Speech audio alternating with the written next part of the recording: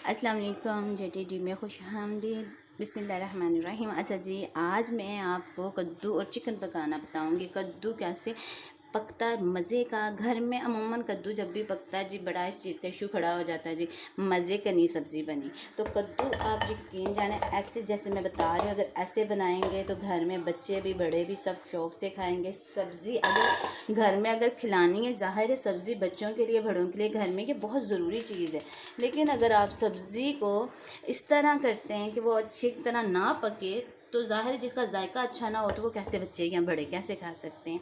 तो आप घर में इस तरह पकाया करें सब्ज़ी कि जो कि सबको लाइक आए, पसंद आए, सब खुशी से खा सकें। ठीक है, आप देखें कि मैंने कद्दू छील लिया अच्छे से। आपने छील लेना कद्दू, इसको चख भी लिया कर, इसमें कड़वा भी होता है। तो आपने कद्दू को अच्छे से छील के काट के डाल लेना है जनाब, जैसे मैंने डालना है। इस तरह पानी डालना है आपने, नॉर्मल पानी डालें। उसके साथ आपने थोड़ा सा नमक डालें, अपने अपने कद्दू के हिसाब से डालना। लेकिन यहाँ पूरा आप नमक नहीं डालेंगे, सिर्फ नॉर्मल सा नमक डालना है यहाँ, और नॉर्मल सी हल्दी, चुटकी भर नमक चुटकी भर हल्दी डाल के आपने इनको उबलने के लिए रख देना। पानी मैंने देखें इतना डाला है कि कद्दू गल भी जाए इसके अंदर और ज़्यादा मतलब खुश्क भी ना हो। ठीक है। अच्छा जी, जब तक कद्दू बॉयल हो रहा है हम चिकन का मसाला तैयार कर लेते हैं। चिकन का मसाला तैयार करते हैं जनाब। इस तरह प्याज आपने काट के इनको ब्राउन करना है। जैसे ही जनाब लाइट ब्राउन प्याज हो जाए तो इसके अंदर आपने डाल देना है कुटा हुआ अदरक और लहसुन। थोड़ा सा ब्राउन हो जाने के बाद आपने इसमें टमाटर भी ऐड कर देना। ठीक है, अच्छे से ये मसाला बनाना है आपने।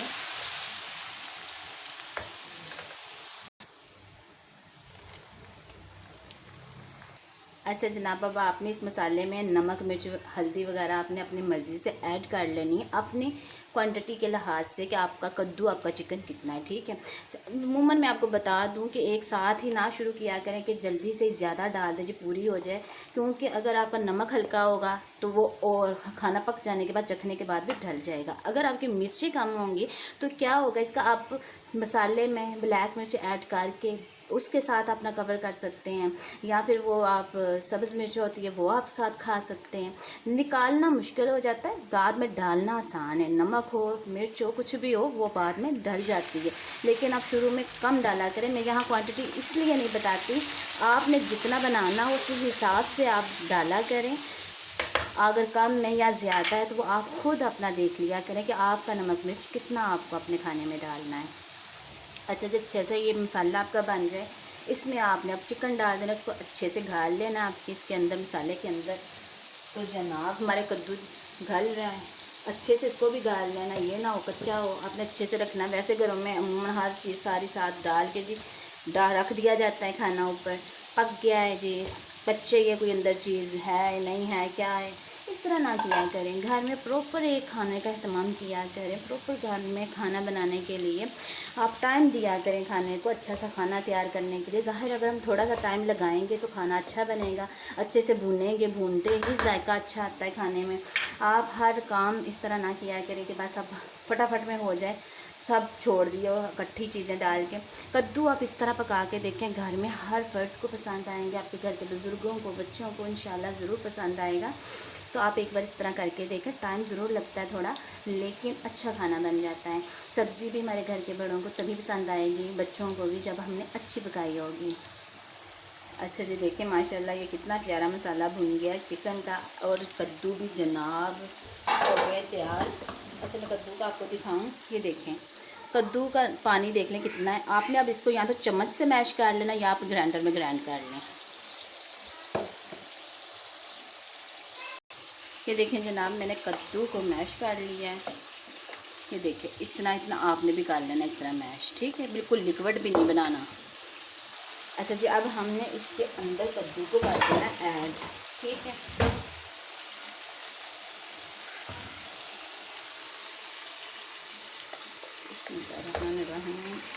ध्यान से एहतियात से किया करें ये वाले काम, क्योंकि छींटे बाहर तक आती हैं। तो जब भी किचन में काम करें, एक तो बिस्मिल्लाह पढ़ लिया करें और दूसरा आप एहतियात के साथ किया करें। जनाब अब ये कद्दू भी पका हुआ है, चिकन भी हमारा पका हुआ तैयार है। अब हमने 5 से 7 मिनट अब मज़ीद हमने दोनों चीज़ों को एक साथ पकाना है हल्की आंच पे। और इसके अंदर जो मसाला हमने डालना है जनाब, वो सिर्फ़ और सिर्फ ज़ीरा है और सूखा धनिया। उसको ग्राइंड कर लें और उसको पका लें, ठीक है। अब हमने मज़ीद इसको 7 मिनट तक और पकाते हैं, और फिर ये ऊपर इसका ऑयल भी निकल आएगा। और जनाब फिर इसके ऊपर धनिया डालें, सब्ज़ मिर्ची डालें। और जब मैं मसाला तैयार करने को ज़ीरा और सूखा धनिया आपने, अगर आपका कम में अगर लाइक करते हैं, आप काली मिर्च भी अंदर ऐड करके उसको भी आप ग्राइंड कर लें।